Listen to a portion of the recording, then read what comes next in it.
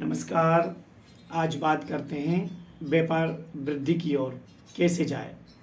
तो व्यापार जीवन में हम लोग करते हैं। कई लोगों को देखा है कि व्यापार में चिंतन ही करते रहते हैं कि क्या करें कैसे बढ़ें। हमारे जीवन में धन का अभाव रहता है। जीवन में हम व्यापार बिजनेस का विचार ही बनाते रहते हैं। व्यापार बिजनेस चलने के लिए तमाम उपाय करते हैं, किंतु व्यापार नहीं चल पाता है। ऐसे कौन से महा उपाय करें जिससे हम अपने बिजनेस को, व्यापार को आगे बढ़ा सकें, जिससे हमारे घर में धन की वृद्धि हो, हमारा परिवार खुशहाली से चलता रहे। कई लोगों को देखा है कि कुछ समय तक तो व्यापार चलाते हैं, फिर मंदी आ जाती है, फिर वह धीरे धीरे करके बंद कर देते हैं। कई लोगों को पता ही नहीं कि हमें बिजनेस करना भी चाहिए कि नहीं करना चाहिए, और कई लोगों को तो ये जानकारी ही नहीं कि हमें बिजनेस कौन सा सूट करेगा। करना कुछ चाहिए, कर कुछ रहे हैं। तो सबसे पहले इस चीज़ का भाई विशेष ध्यान दें अपने जीवन में कि हमें बिजनेस किस चीज़ का करना चाहिए। ये कौन बताएगा? तो अच्छा एस्ट्रोलॉजर बताएगा। आपके 10वें घर में कौन सी राशि है, व्यापार बिजनेस कौन सा सूट करेगा, ये आप अपनी जन्म कुंडली में दिखाकर ही करें। उसके बाद में अगर पहले से व्यापार है और पहले से अच्छा चल रहा है, पर मंदी आ गई है, कर्जा हो रहा है, ग्राहक टिक नहीं पाते हैं, चले जाते हैं तो वापस नहीं आ पाते हैं, हमारा स्टाफ भी ठीक से नहीं रह पाता है, हमारे जीवन में जितना भी धन कमा रहे हैं सब उसी व्यापार में, बिजनेस में लग रहा है, तो वह सब चीज़ें, समस्याओं को कैसा समाधान करा जाए, आज उसके बारे में चर्चा करेंगे।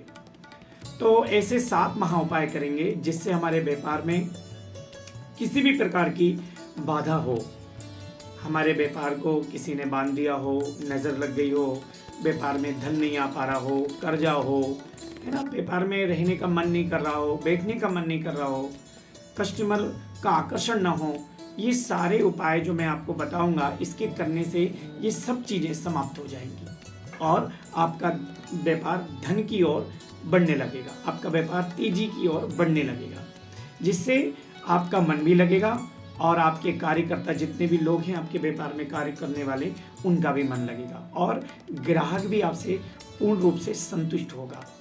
ऐसा कौन सा उपाय करें हम लोग?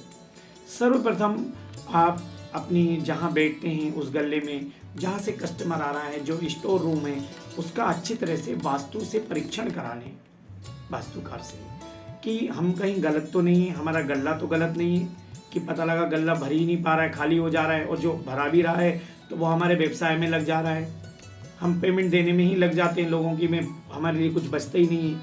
फिर कई लोग विचार करते हैं इसको छोड़ के कुछ और बिजनेस करें, या कई लोगों को मैंने देखा है व्यापार बिजनेस खूब अच्छी तरक्की करते हैं, आगे बढ़ते हैं और कुछ समय बाद दूसरों के साथ नौकरी बिजनेस पार्टनर करने लगते हैं, फिर वो रियल एस्टेट में जाएंगे, दुनिया भर के अलग अलग व्यापार बिजनेस में चले जाते हैं।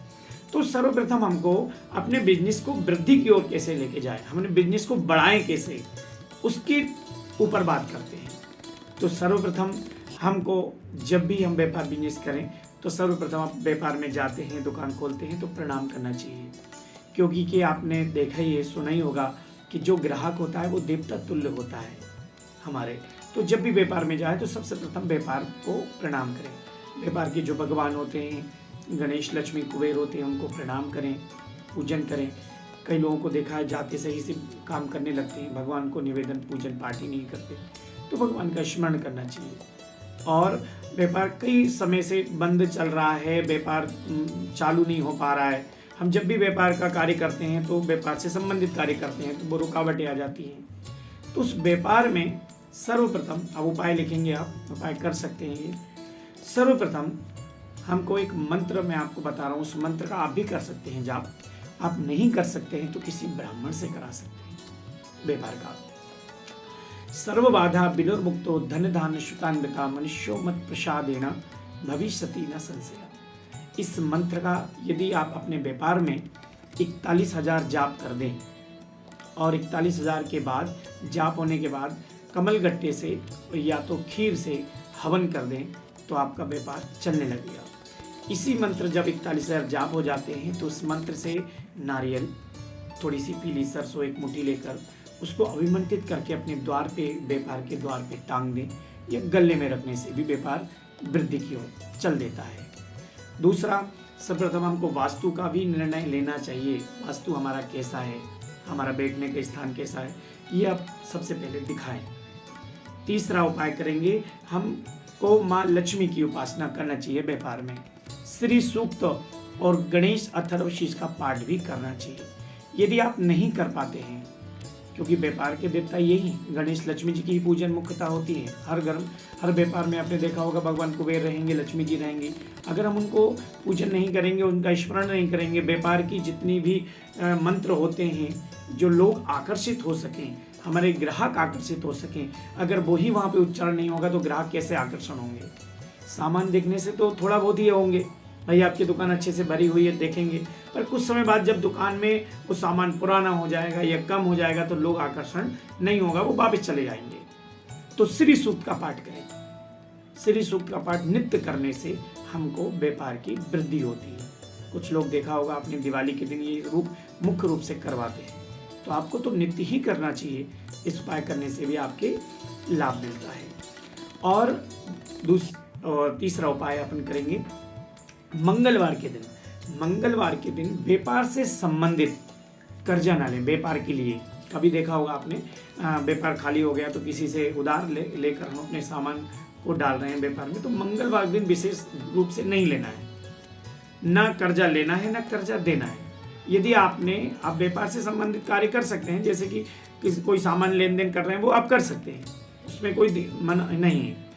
पर यदि आपका सामान लेने के लिए आप उधार पैसा मांग रहे हो, तब व्यापार में सामान डाल रहे हैं, तो आपका व्यापार हमेशा नीचे की ओर जाएगा, वृद्धि क्रम में नहीं जाएगा।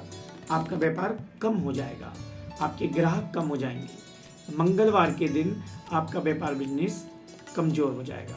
यदि आप ऐसा करेंगे तो मंगलवार दिन बिल्कुल लेन देन नहीं करना है। आगे हमको कई लोग इससे सुना होगा कि आपका व्यापार बंद गया है, आपको नज़र लग गई है व्यापार में, ऐसा कौन सा उपाय करें। तो उसके लिए भैरव जी के मंत्र से आप शुक्ल पक्ष में शुक्रवार के दिन या इतवार बुधवार भी कर सकते हैं। उस दिन आप अपनी दुकान को जब बंद करते हैं तो थोड़ी सी अपनी पूरी दुकान में काली उड़द, थोड़ी सी पीली सरसों छिड़क दें और प्रणाम करके बंद करके दुकान को जब बंद करें उसी समय करें, सायं रात्रि के समय उसको बंद करके घर आ जाएं प्रणाम करें। दूसरे दिन जब आप जाते हैं तो पूरा आप अच्छे से साफ करके पीली सरसों को, काली उड़द को पूरी को निकाल कर किसी भी चौराहा पे फेंक आएँ और किसी से बोलना नहीं, चुपचाप फेंक कर आ जाए। इससे भी आपकी जो भी नज़र बाधा है वो बहुत जल्दी ही ठीक हो जाएगी। आगे हमको एक उपाय और करें। शुक्ल पक्ष में शुक्रवार के दिन 12 गोमती चक्र लें और गोमती चक्र लेकर और उसमें एक मुट्ठी पीली सरसों ले लें और लाल कपड़े में बांधकर अपने गले में रख दें।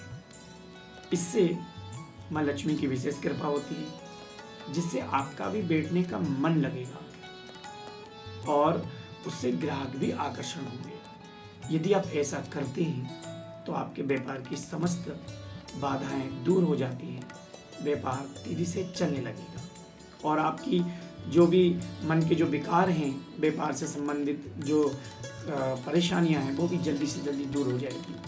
कर्जा भी अतिशीघ्र दूर हो जाएगा, ग्राहक भी आकर्षण हो जाएगा, घर में खुशहाली आने लगेगी, आपका व्यापार में बैठने का मन भी लगने लगेगा। यदि आप ये सारे उपाय करते हैं तो आपका व्यापार बहुत जल्दी चलने लगेगा। नमस्कार।